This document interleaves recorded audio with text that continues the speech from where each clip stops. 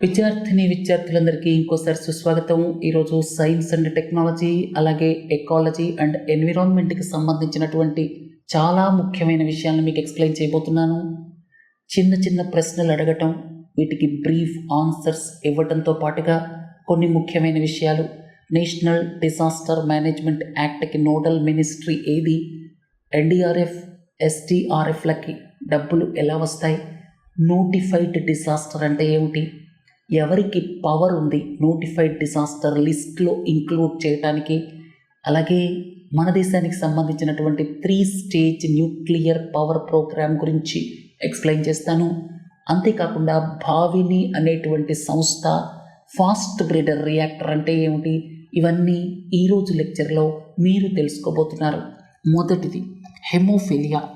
ఎక్కడైనా సరే చిన్న గాయమైందనుకోండి, కొద్దిసేపు రక్తస్రావం జరుగుతుంది, వెంటనే రక్తస్రావం కొద్దిసేపట్లో ఆగిపోతుంది. కానీ హెమోఫీలియాతో ఇబ్బంది పడే వాళ్ళకి రక్తస్రావం కంటిన్యూస్గా అవుతూనే ఉంటుంది. ఏదైనా గాయం మనకి తగిలినప్పుడు ఈ రక్తస్రావం అనేది ఎందుకు ఆగిపోతుంది, ఎలా ఆగిపోతుందంటే బ్లడ్ క్లాటింగ్కి సంబంధించినటువంటి కొన్ని ఫ్యాక్టర్స్ ఉంటాయి. ఇవి కూడా ప్రోటీన్సే.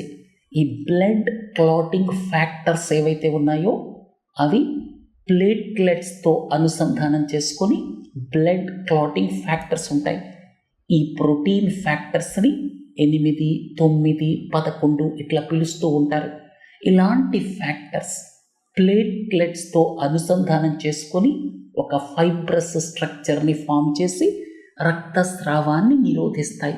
అయితే హెమోఫిలియా అనేటువంటి డిసీజ్తో ఇబ్బంది పడే వాళ్ళకి రక్తం కారుతూనే ఉంటుంది.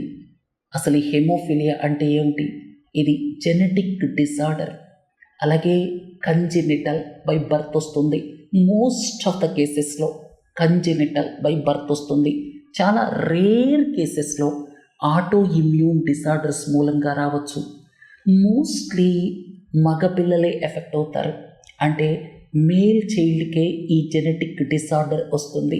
సో రక్తం గడ్డకట్టుకోవడానికి కావలసినటువంటి ప్రోటీన్స్, బ్లడ్ క్లాటింగ్ ఫ్యాక్టర్స్ ఏవైతే ఉంటాయో, ఫ్యాక్టర్ 8, ఫ్యాక్టర్ 9, ఫ్యాక్టర్ 11, అలాంటివి జెనెటిక్ డిసార్డర్ మూలంగా లేకపోవడంతో రక్తం గడ్డకట్టదు. అర్థమైంది కదా? రక్తస్రావం జరుగుతూనే ఉంటుంది ఇంజరీ అయినప్పుడు. ఇది హెమోఫిలియా. మన దోమలు కుట్టాయనుకోండి, ఏ యాసిడ్ వెళ్తుంది మన శరీరంలోకి? Formic acid. దానికి ఇంకొక పేరు మెథనాయిక్ యాసిడ్, HCOOH. దీని మూలంగా పెద్ద ఇబ్బంది ఉండదు. కానీ కొంతమందిలో కొద్ది పర్సంటేజ్లో ఎలర్జిక్ రియాక్షన్స్ వస్తాయి. అంటే ఎలర్జీస్ రావచ్చు అనమాట. మోస్ట్ ఆఫ్ ద పీపుల్ దీనితో పెద్దగా ఇబ్బంది పడరు. తర్వాత సాఫ్ట్ డ్రింక్స్. ప్రపంచవ్యాప్తంగా సాఫ్ట్ డ్రింక్స్ మీద నిబంధనలు విధిస్తున్నారు. మెక్సికో కావచ్చు, యునైటెడ్ స్టేట్స్ ఆఫ్ అమెరికా కావచ్చు, నియమ నిబంధనలని రూపొందిస్తున్నారు. అసలు ఈ సాఫ్ట్ డ్రింక్స్ అంటే ఏమిటి? సాఫ్ట్ డ్రింక్స్ తాగడానికి మనలో చాలామంది ఇష్టపడతాం. సాఫ్ట్ డ్రింక్ అంటే ఏమిటంటే నాన్ ఆల్కహాలిక్ డ్రింక్. మీరు మామూలుగా ఏదైనా హార్డ్ డ్రింక్కి వెళ్ళారనుకోండి, అందులో ఏముంటుంది? ఆల్కహాల్ ఉంటుంది కిక్ ఇవ్వటానికి. సాఫ్ట్ డ్రింక్స్లో ఆల్కహాల్ ఉండదు. రెండోది, సాఫ్ట్ డ్రింక్స్ కొన్ని సందర్భాల్లో కార్బోనేటెడ్ అవ్వచ్చు. అంటే కార్బన్ డైఆక్సైడ్, హై ప్రెషర్లో కార్బన్ డైఆక్సైడ్ని ఆ లిక్విడ్తో మిక్స్ చేస్తారు. ఎప్పుడైతే మనం ఆ బాటిల్ మూత తీసామో అప్పుడు ఒక ఫిజ్ సౌండ్ వస్తుంది. అదేంటంటే కార్బన్ డైఆక్సైడ్ బయటకు వస్తుంది. అవి కార్బోనేటెడ్ కావచ్చు, నాన్ కార్బోనేటెడ్ కావచ్చు. కానీ ప్రపంచవ్యాప్తంగా ఈ మధ్య సాఫ్ట్ డ్రింక్స్ మీద విపరీతమైనటువంటి వ్యతిరేకత వస్తోంది. కారణం ఏంటంటే యాడెడ్ షుగర్స్.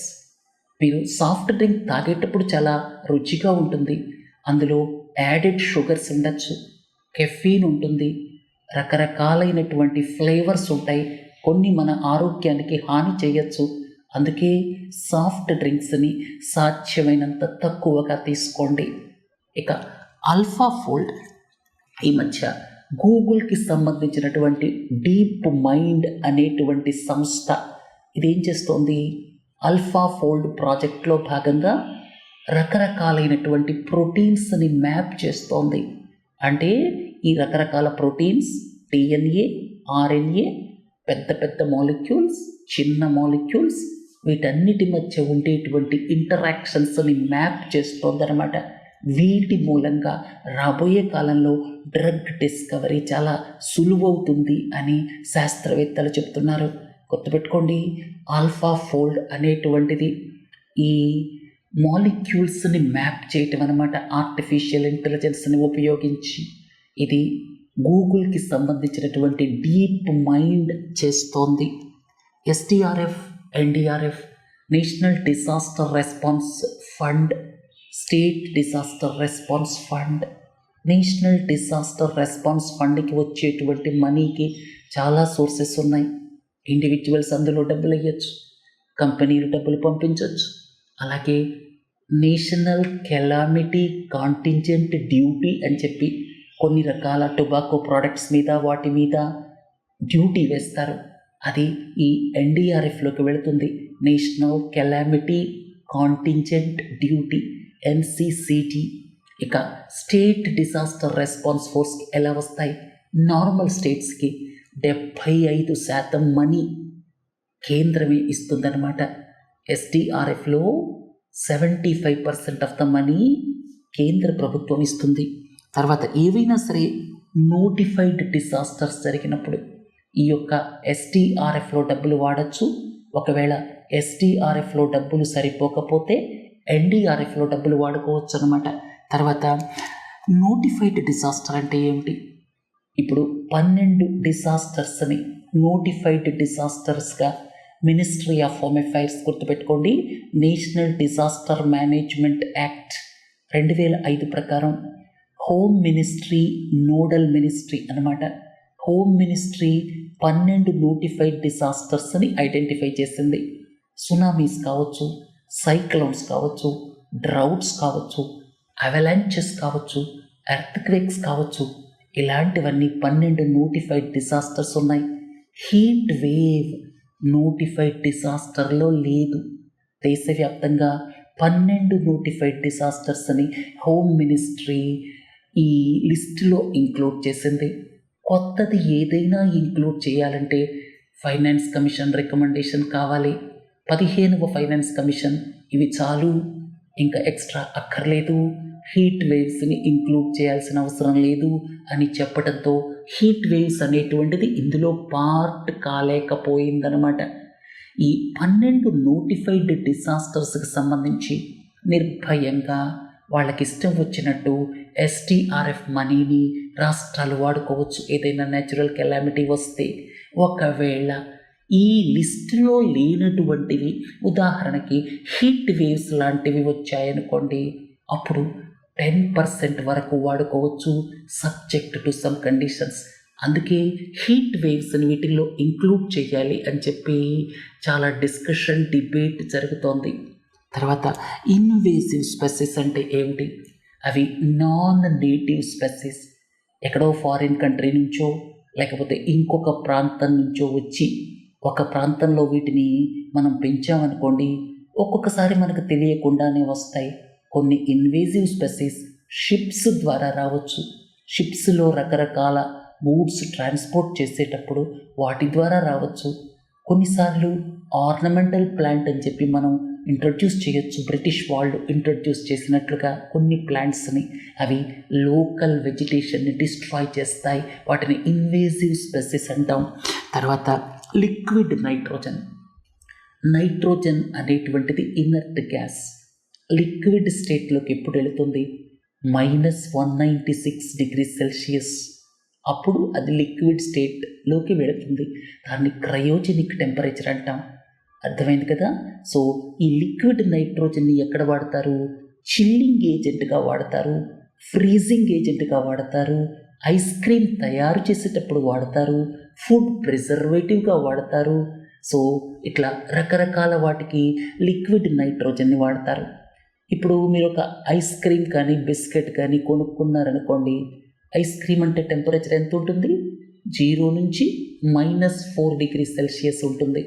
ఐస్ క్రీమ్ మీద ఈ లిక్విడ్ నైట్రోజన్ వేసి ఇచ్చారనుకోండి, బయటికి రాగానే పొగలొస్తాయి. పొగలొస్తే మీరు చాలా ఎక్సైటింగ్గా ఫీల్ అవుతారు.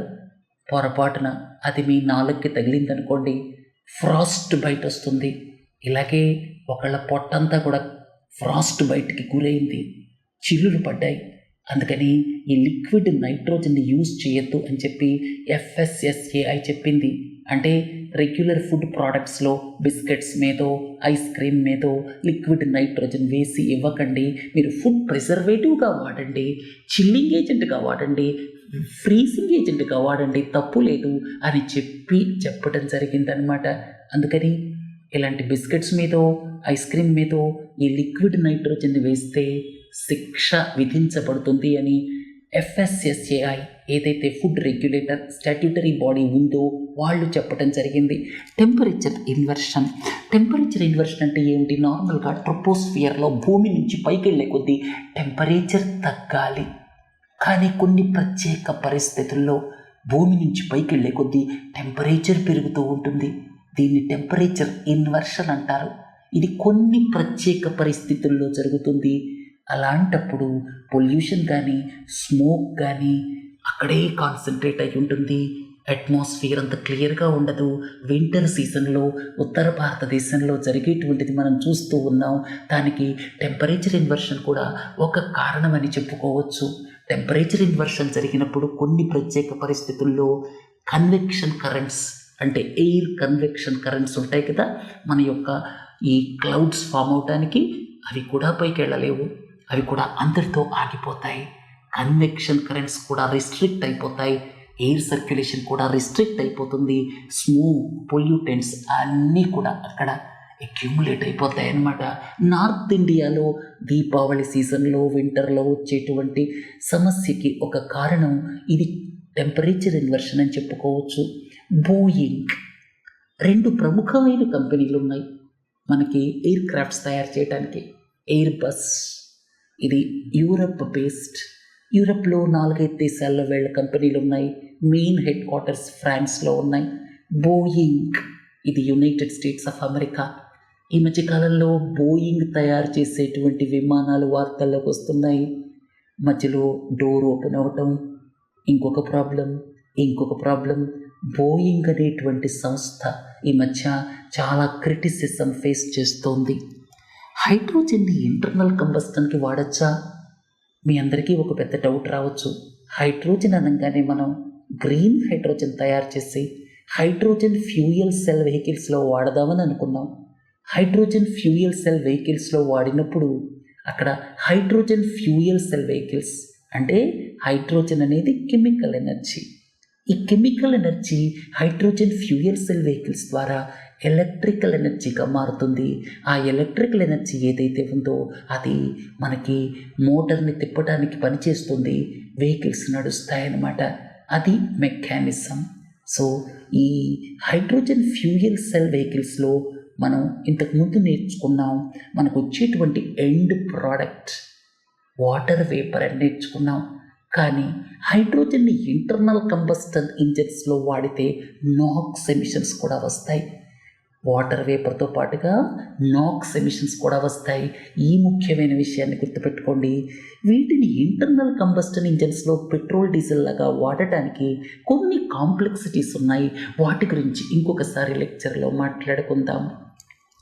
పుష్పక్ దీని గురించి చెప్పే ముందు మీకు 2 విషయాలు చెప్పాలి.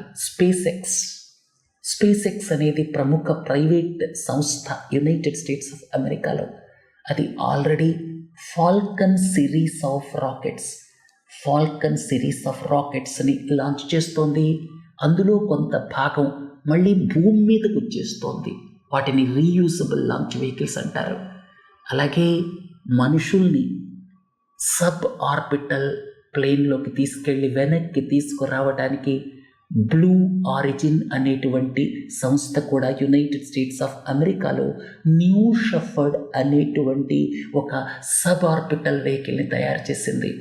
ఇవన్నీ ఇలా ఉంటే మనకి రీయూజబుల్ రాకెట్స్ తయారు చేయాలి అన్నటువంటి ఉద్దేశంతో ఒక టెక్నికల్ డిమాన్స్ట్రేటర్. అది పుష్పక్ రీయూజబుల్ లాంచ్ వెహికల్ యొక్క టెక్నికల్ డిమాన్స్ట్రేటర్ అన్నమాట. ఇప్పటిదాకా 3 ఎక్స్పెరిమెంట్స్ జరిగాయి. ఈ సందర్భంగా పుష్పక్ వార్తల్లోకి వచ్చింది. తర్వాత చూడండి, ఎన్సెఫలార్టోస్ ఊడి, ఈ ఊడి ఇది వార్తల్లోకి వచ్చింది. ఎందుకు వచ్చింది? అన్ని మగ మొక్కలే ఉన్నాయి, ఆడ మొక్కలు లేవు. ఏం జరిగిందంటే ఈ ప్లాంట్కి సంబంధించి చాలా పురాతనమైనటువంటి ప్లాంట్. ఈ పురాతనమైనటువంటి ప్లాంట్ మనకి సౌత్ ఆఫ్రికాలో మీరు చూస్తే ఇక్కడ చాలా మగ మొక్కల్ని డెవలప్ చేయగలిగారు. అంటే ఒక మగ మొక్కని దాదాపు 100 ఏళ్ల క్రితం ఐడెంటిఫై చేశారు. ఇది చాలా కాలం నుంచి అంతరించిపోకుండా కంటిన్యూ అవుతుంది. ఇప్పటిదాకా 5 మాస్ ఎక్స్టింక్షన్స్ జరిగాయని మనం తెలుసుకున్నాం. మాస్ ఎక్స్టింక్షన్స్లో భాగంగా డైనోసార్స్ కూడా అంతరించిపోయాయి. ఇది అంతరించిపోకుండా మిగిలి ఉంది, కానీ మగ మొక్క ఒక్కటి మిగిలి ఉంది. ఆ మగ మొక్క ఒక్కదాన్ని బేస్ చేసుకుని ఆ స్టెమ్స్ని ఉపయోగించి వేరువేరు మగ మొక్కల్ని తయారు చేశారు. అయితే ఇప్పుడు ఆడ మొక్క గురించి అన్వేషణ జరుగుతోంది. ఈ సందర్భంగా ఇది వార్తల్లోకి వచ్చింది. చిల్డ్రన్ డయాపర్స్లో ఒక ప్రముఖమైన కాంపోనెంట్స్ని వాడతారు. ఇక్కడ ముఖ్యంగా చిల్డ్రన్ డైపర్స్ అంటే ఏంటి? అది ఎక్కువ వాటర్ని అబ్సార్బ్ చేసుకునే కెపాసిటీ ఉండాలి. దాంతోపాటుగా అది మళ్ళీ వెట్గా ఉండకూడదు శరీరం. ఒకవేళ శరీరం వెట్గా ఉంటే పిల్లలు ఇబ్బంది పడతారు. అందుకని డయాపర్స్ని వీటితో తయారు చేస్తారు. ఒకటి వుడ్ పల్ప్ అంటే ఈ పైన్ ట్రీస్ నుంచి వుడ్ పల్ప్ తీసుకుంటారు.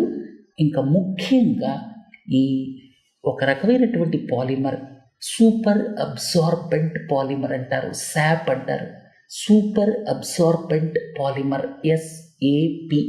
ఉదాహరణ సోడియం పాలీఎక్రిలేట్ లాంటి సూపర్ అబ్సార్బెంట్ పాలిమర్ని వాడతారు. దీనికి వాటర్ అబ్సార్ప్షన్ గుణం ఉండటమే కాకుండా వాటర్ని అబ్సార్బ్ చేసిన తర్వాత ఒక జెల్ లైక్ ఫార్మేషన్ కూడా ఫామ్ అవుతుంది. దాంతో పిల్లలకి, బేబీలకి వెట్నెస్ లేకుండా ఉంటుంది. తర్వాత వల్బాచియా మస్కిటోస్. ఇవి మస్కిటోస్ ద్వారా వచ్చేటువంటి వ్యాధుల్ని నియంత్రించటానికి ఈ వల్బాచియా బ్యాక్టీరియాని వాడుతున్నారు. మనం క్రితం లెక్చర్లో చెప్పుకున్నాం గంబూజియా ఫిష్ గురించి. గంబూజియా ఫిష్ వాటిని వాటర్ బాడీస్లోకి రిలీజ్ చేస్తే మస్కిటో లార్వాని తింటాయి. అయితే దాని మీద డిఫరెన్స్ ఆఫ్ ఒపీనియన్ ఉంది. 2 రకాల గంబూజియా ఫిష్ ఉన్నాయి. ఆ 2 రకాల్లో ఏది మేలు చేస్తోంది, ఏది కీడు చేస్తోంది అనేటువంటి దాని మీద ఒక నిర్దిష్టమైనటువంటి అవగాహన లేదన్నమాట. తర్వాత డిస్టిలేషన్ ప్రాసెస్ అంటే ఏమిటి? 2 ఉదాహరణలు చెప్తాను, 3 ఉదాహరణలు చెప్తాను. డీసాలినేషన్, సముద్రపు నీరు తీసుకొని ఆ సముద్రపు నీళ్ళ నుంచి మనకి నీళ్లు మాత్రమే కావాలి, సాల్ట్ సపరేట్ అయిపోవాలి. సో దానికి డిస్టిలేషన్ ప్రాసెస్ని వాడతారు. అతి ముఖ్యంగా మీరు గమనిస్తే ఇక్కడ క్రూడ్ ఆయిల్ని తీసుకొని ఫ్రాక్షనల్ డిస్టిలేషన్ ప్రాసెస్ ద్వారా అంటే వేడి చేస్తారు, వేపర్ వస్తుంది, ఆ తర్వాత కండెన్స్ అయిపోతుంది. డిఫరెంట్ బాయిలింగ్ పాయింట్స్ ఉంటాయి. పెట్రోల్కి ఒకటి ఉంటుంది, అలాగే డీజిల్కి ఒకటి ఉంటుంది, ఇంకో దానికి ఇంకోటి ఉంటుంది. ఆయా బాయిలింగ్ పాయింట్స్ ప్రకారం అవి కండెన్స్ అవుతాయి. సో ఇక్కడ లిక్విడ్స్ని, డిఫరెంట్ బాయిలింగ్ పాయింట్స్ ఉన్నటువంటి లిక్విడ్స్ని సపరేట్ చేయడానికి డిస్టిలేషన్ ప్రాసెస్ వాడతాం. అలాగే ఫెర్మెంటేషన్ ద్వారా మీరు ఆల్కహాలిక్ బెవరేజెస్ తయారు చేసేటప్పుడు అక్కడ రకరకాల ఆల్కహాల్స్ని సపరేట్ చేయటానికి మిథెనాల్ని, ఇథెనాల్ని వాటన్నిటినీ సపరేట్ చేయటానికి, అంతేకాకుండా సాలిడ్ కాంపోనెంట్స్ని సపరేట్ చేయటానికి డిస్టిలేషన్ ప్రాసెస్ని యూస్ చేస్తాం. డిస్టిలేషన్ అంటే వేపర్ వస్తుంది, వేపర్ వచ్చిన తర్వాత కండెన్స్ చేస్తాం, మళ్ళీ లిక్విడ్గా కన్వర్ట్ అయిపోతుంది. సో డిఫరెంట్ బాయిలింగ్ పాయింట్స్ ఉన్నటువంటి లిక్విడ్స్ని సపరేట్ చేయటానికి లిక్విడ్స్ని సాలిడ్స్ నుంచి సపరేట్ చేయడానికి డిస్టిలేషన్ ప్రాసెస్ వాడతాం. డార్క్ వెబ్, డార్క్ నెట్ వీటిని ఇంటర్చేంజబుల్గా వాడుతుంటారు. డార్క్ వెబ్, డార్క్ నెట్, కాకపోతే చిన్న డిఫరెన్స్ ఉంది. ఉదాహరణకి మీరు ఒక సెర్చ్ ఇంజిన్ వెళ్ళి సెర్చ్ చేశారనుకోండి, మనకి ఏదైనా ఒక విషయం మీద తెలుసుకోవాలంటే సెర్చ్ చేస్తాం. అదంతా కూడా సర్ఫేస్ వెబ్ అన్నమాట. సర్ఫేస్ వెబ్ నుంచి మీరు డిస్టిలేషన్ అని సెర్చ్ చేశారనుకోండి, సర్ఫేస్ వెబ్ని సెర్చ్ చేస్తుంది. సర్ఫేస్ వెబ్ని సెర్చ్ చేసి మనకు కావాల్సినటువంటి వెబ్సైట్స్ని రికమెండ్ చేస్తుంది. ఇక డీప్ వెబ్ అంటే ఏంటంటే అంతా కూడా మనం సర్ఫేస్ వెబ్ ద్వారా తెలుసుకోలేం కదా. కంపెనీలు చాలా ఎన్క్రిప్టెడ్ ఇన్ఫర్మేషన్ని పెట్టుకుంటూ ఉంటాయి. అప్పుడు మీకు ప్రత్యేకంగా దాన్ని సెర్చ్ చేయడానికి మీకు ఒక యూఆర్ఎల్ కావచ్చు, లేకపోతే మీరు అందులోకి వెళ్ళాలంటే మీకు టూల్స్ అవి అవసరమవుతాయన్నమాట. అర్థమైంది కదా. దానికి ఒక అడ్రస్లు అవన్నీ ఉంటాయి. సో అలాంటి వాటిని బేస్ చేసుకొని మీరు ఆ కంపెనీ ఎంప్లాయీస్ కావచ్చు, కంపెనీకి సంబంధించిన వాళ్ళు కావచ్చు, వాళ్ళే యాక్సెస్ చేయగలరు. దాన్ని డీప్ వెబ్ అంటాం. సర్ఫేస్ వెబ్ అంటే మనందరము సెర్చ్ చేస్తే మనకు వచ్చేది. డీప్ వెబ్ అంటే ఎన్క్రిప్టెడ్ ఇన్ఫర్మేషన్ కంపెనీస్ పెట్టుకుంటాయి, గవర్నమెంట్స్ పెట్టుకుంటాయి. ఇక డార్క్ వెబ్ అంటే ఏమిటంటే మోస్ట్లీ ఇల్లీగల్ యాక్టివిటీస్ కోసం వీళ్ళకి సపరేట్ నెట్వర్క్ ఉంటుంది, సపరేట్ సర్వర్స్ ఉంటాయి, కంప్యూటర్స్ ఉంటాయి, రూటర్స్ ఉంటాయి. ఇదంతా కూడా డార్క్ నెట్, డార్క్ వెబ్ అని మనం చెప్పుకోవచ్చు. ఇక్కడ చాలా ఇల్లీగల్ యాక్టివిటీస్ జరుగుతూ ఉంటాయి. ఈ మధ్య న్యూస్ పేపర్లో మనం ఒక వార్త చదివాం. ఈ యొక్క ఆన్లైన్ ఎగ్జామ్స్ జరిగేటప్పుడు ఈ డార్క్ వెబ్ ద్వారా పేపర్ బయటకు వచ్చింది అని చెప్పి ఇవన్నీ ఇల్లీగల్ యాక్టివిటీస్కి వాడతారు. రేర్ కేసెస్లో అంటే కొన్ని కేసెస్లో లీగల్ యాక్టివిటీస్, ఉదాహరణకి ఇన్వెస్టిగేటివ్ జర్నలిస్ట్ లాంటి వాళ్ళు కూడా ఈ డార్క్ వెబ్ని కొన్ని సందర్భాల్లో వాడచ్చు. మోస్ట్లీ ఇల్లీగల్ పర్పసెస్కి వాడతారు. ఇది సెపరేట్ నెట్వర్క్ అని చెప్పచ్చు. మనం మామూలుగా సెర్చ్ ఇంజిన్ ద్వారా ఇవి ఇండెక్సింగ్ అయి ఉండవన్నమాట. తర్వాత ballistic missiles, cruise missiles. Cruise missiles అంటే ఏమిటంటే జస్ట్ విమానాలని గుర్తు తెచ్చుకోండి. తక్కువ హైట్ అంటే 10,000 మీటర్లో ఆ రేంజ్లో వెళుతూ ఉంటాయి కదా. సో విమానాల్లో మనుషులు ఉంటారు, కానీ క్రూయిజ్ మిసైల్స్లో మనుషులు ఉండరు, అంతే తేడా. తక్కువ ఎత్తులో గైడ్ చేయబడతాయి. దూర ప్రాంతం నుంచి వాటిని మనం గైడ్ చేస్తాం, క్రూయిజ్ మిసైల్స్. తర్వాత బాలిస్టిక్ మిసైల్స్ అంటే మనం వాటిని పైకి పంపించేస్తాం, తర్వాత గ్రావిటీ మూలంగా అవి టార్గెట్స్ని హిట్ చేస్తాయి. ఇది క్రూయిజ్కి బాలిస్టిక్కి మధ్య ఉన్న తేడా. ఇంటర్ కాంటినెంటల్ మిసైల్స్ కావాలనుకోండి, మీకు మనం బాలిస్టిక్ మిసైల్స్ తయారు చేస్తాం. చాలా ముఖ్యమైన విషయాలు ఈ ప్రశ్నలకి సమాధానాల ద్వారా మీకు చెప్పాను. ఇప్పుడు కొన్ని స్లైడ్స్ మీకు ఇస్తాను.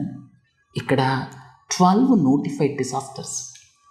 కొన్ని ముఖ్యమైన విషయాలు ఏంటంటే నేషనల్ డిజాస్టర్ మేనేజ్మెంట్ యాక్ట్ 2005లో వచ్చింది. మినిస్ట్రీ ఆఫ్ హోమ్ అఫైర్స్ దీనికి నోడల్ మినిస్ట్రీ.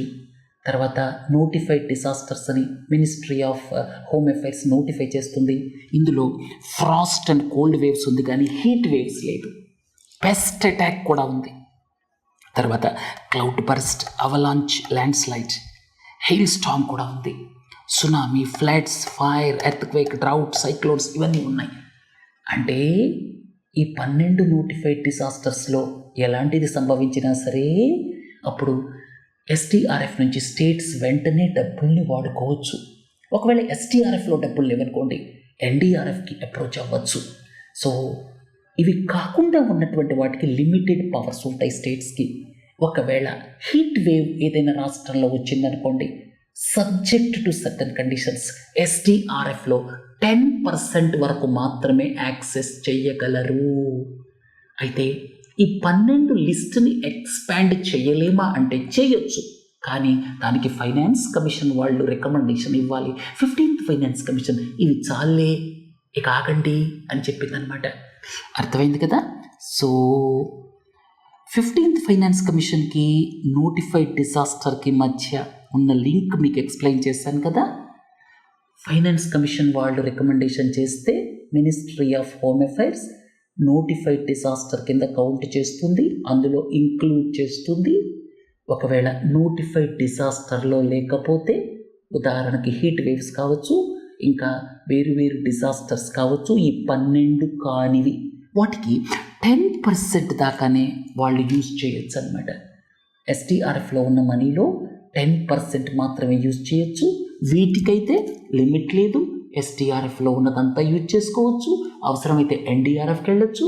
ఇంకొక ముఖ్యమైన విషయం ఏంటంటే ఎస్టీఆర్ఎఫ్లో ఉన్న మనీకి 75% నార్మల్ స్టేట్స్కి ఎన్డీఆర్ఎఫ్ అంటే కేంద్ర ప్రభుత్వమే ఇస్తుంది అని గుర్తుపెట్టుకోండి. తర్వాత మార్చి నెలలో మన ప్రధానమంత్రి గారు ఫాస్ట్ బ్రీడర్ రియాక్టర్ ప్రోటోటైప్ దాని కోర్ లోడింగ్ని కల్పకంలో విట్నెస్ చేశారు. కొంచెం లేట్ అయింది ఈ వార్త చెప్పటం. కల్పకంలో దీన్ని విట్నెస్ చేశారు. అసలు దీని సిగ్నిఫికెన్స్ ఏమిటి? ఇక్కడ ప్రైమ్ మినిస్టర్స్ ఆఫీస్ ఏం చెప్పిందంటే ఇది ఒక హిస్టారిక్ మైల్ స్టోన్ అని చెప్పింది. ప్రస్తుతం మన న్యూక్లియర్ పవర్ని ఎలా ప్రొడ్యూస్ చేస్తున్నాం? యురేనియంని దిగుమతి చేసుకుంటున్నాం. ఆ యురేనియంని ఉపయోగించి ప్రస్తుతం మన న్యూక్లియర్ పవర్ని ప్రొడ్యూస్ చేస్తున్నాం. ప్రెషరైజ్డ్ హెవీ వాటర్ రియాక్టర్స్ అని మీరు వినే ఉంటారు. హెవీ వాటర్ అంటే ఇక్కడ హైడ్రోజన్ ఐసోటోప్ ఏదైతే ఉందో అది డ్యూటీరియం అనమాట. ఈ హెవీ వాటర్ని వాడినప్పుడు ఏం జరుగుతుందంటే ఈ యొక్క బంబార్డ్మెంట్ ఆఫ్ న్యూట్రాన్స్తో న్యూక్లియర్ ఫిషన్ జరుగుతుంది కదా, ఆ ప్రాసెస్ని స్లో డౌన్ చేస్తుంది. ప్రెషరైజ్డ్ అని ఎందుకన్నాం? ఆ వాటర్ బాయిల్ అవ్వకుండా ఉండటానికి. సో ప్రెషరైజ్డ్ హెవీ వాటర్ రియాక్టర్స్ని ఉపయోగించి ఈ యొక్క న్యూట్రాన్ బొంబార్డింగ్ ప్రాసెస్ని మనం స్లో డౌన్ చేసి న్యూక్లియర్ ఫిషన్ ద్వారా U-238 ఉపయోగించి న్యూక్లియర్ పవర్ ప్లాంట్స్ ద్వారా మనం పవర్ని ప్రొడ్యూస్ చేస్తున్నాం. ఇది మీ అందరికీ తెలిసిన విషయమే. అయితే మనకున్నటువంటి థోరియం రిజర్వ్స్, ప్రపంచంలో థోరియం రిజర్వ్స్లో 4వ వంతు 25% మన దేశంలో ఉన్నాయి. దీన్ని గమనించినటువంటి హోమీ బాబా 1970లలో మనం 3 స్టేజ్ న్యూక్లియర్ ప్రోగ్రామ్కి వెళదాం, మన థోరియం రిజర్వ్స్ని మనం ఉపయోగించుకోవచ్చు, మనం సెల్ఫ్ సఫిషియెంట్ కావచ్చు అని చెప్పారు. అయితే ఇప్పటిదాకా పెద్దగా పురోగతి లేదు. 1970లలో స్టార్ట్ అయిన ఈ ప్రోగ్రాం ఇప్పుడిప్పుడే ఒక దశకి చేరుతుంది. ఆపరేషన్ స్మైలింగ్ బుద్ధ తర్వాత 1970లలో శాంక్షన్స్ విధించటం, తర్వాత రకరకాల కారణాల మూలంగా బావిని ఎస్టాబ్లిష్ చేసినప్పటికీ కూడా ఇది ముందుకెళ్ళటం లేదు. ఈ మధ్య కొంచెం పురోగతి చూస్తున్నాం. బావిని అంటే ఏమిటి? ఇది ఎక్స్క్లూసివ్గా ఈ ఫాస్ట్ బ్రీడర్ రియాక్టర్ని డెవలప్ చేసి 3 స్టేజ్ న్యూక్లియర్ ప్రోగ్రామ్కి ఊతం ఇవ్వటానికి ఏర్పాటైనటువంటి గవర్నమెంట్ 100% ఓన్డ్ ఎంటర్ప్రైజ్. ఇది డిపార్ట్మెంట్ ఆఫ్ అటమిక్ ఎనర్జీ కింద ఉంటుంది. ఇది nuclear power corporation of India లాగే 2వ ఆర్గనైజేషన్. మన దేశంలో న్యూక్లియర్ పవర్ అంతా కూడా ప్రభుత్వ ఆధీనంలోనే ఉంటుంది. మీ అందరికీ తెలుసు, ప్రస్తుతం ప్రొడ్యూస్ చేస్తున్నటువంటి న్యూక్లియర్ పవర్ ఏదైతే ఉందో nuclear power corporation of India చేస్తుంది. ఇక భావిని అనేటువంటి సంస్థ ఏదైతే ఉందో అది ఎస్టాబ్లిష్ చేయడానికి ప్రధాన కారణం ఏంటంటే భారతీయ నాభికీయ విద్యుత్ నిగమ్ లిమిటెడ్ ఈ ఫాస్ట్ బ్రీడర్ రియాక్టర్స్ని తయారు చేసి 3 స్టేజ్ న్యూక్లియర్ ప్రోగ్రామ్ని మనం ఆపరేషనలైజ్ చేయాలి అన్న ఉద్దేశంతో భావిని ఎస్టాబ్లిష్ చేశారు. కానీ పురోగతి లేదు. స్టేజ్ 1 మీ అందరికీ తెలుసు, యురేనియం-238 మనం తెచ్చుకుంటాం. ఇందులో <1% U-235 ఉంటుంది. U-235 బేసికల్లీ ఫిసైల్ మెటీరియల్ అనమాట. U-238లో <235 అంటే U-235 ఎంత ఉంటుంది? <1% ఉంటుంది. U-235 <1% ఉంటుంది U-238లో. మనం ఇక్కడ ఏం చేస్తామంటే ఒక న్యూట్రాన్ని పంపించేసి న్యూక్లియస్ని డీస్టెబిలైజ్ చేస్తాం. దాంతో న్యూక్లియర్ ఫిషన్ ద్వారా ఎనర్జీ ప్రొడ్యూస్ అవుతుంది. ఈ ప్రాసెస్లో మనకి ఏమి రిలీజ్ అవుతుంది చూడండి, ప్లూటోనియం-239 రిలీజ్ అవుతుంది.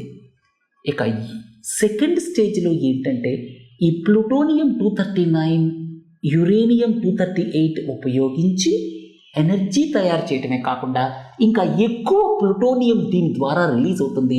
ఎక్కువ ప్లూటోనియం మనం ఇన్పుట్ ఎంత ఇస్తున్నామో అంతకంటే ఎక్కువ తయారవుతుంది. కాబట్టి దీన్ని ఫాస్ట్ బ్రీడర్ అన్నారు. బ్రీడర్ అంటే మనం ఇన్పుట్ ఇచ్చిన దానికంటే ఎక్కువ అవుట్పుట్ వస్తే దాన్ని బ్రీడర్ రియాక్టర్స్ అంటాం. ఇక్కడ ప్లూటోనియం 239 మనం ఇన్పుట్ ఇచ్చిన దానికంటే ఎక్కువ వస్తుంది. దీనికి సంబంధించిన ప్రోగ్రామ్ ఒక స్టేజ్కి రావడంతో ప్రధానమంత్రి గారు విట్నెస్ చేశారు. తర్వాత ఇక్కడ వచ్చినటువంటి ప్లూటోనియం 239ని ఉపయోగించి మన దేశంలో ఉన్నటువంటి థోరియం నిల్వలని ఉపయోగించి థర్డ్ స్టేజ్ మనం ఇంప్లిమెంట్ చేయగలిగితే మనం న్యూక్లియర్ పవర్లో సెల్ఫ్ సఫిషియెంట్ అవుతాము అన్నది హోమీ బాబా గారి కళ. ఇంతవరకు నెరవేరలేదు. ఈ స్వప్నం త్వరలో నెరవేరుతుందని ఆశిద్దాం. రేపు polity international affairs map based ఈవెంట్స్తో కలుద్దాం. నమస్తే.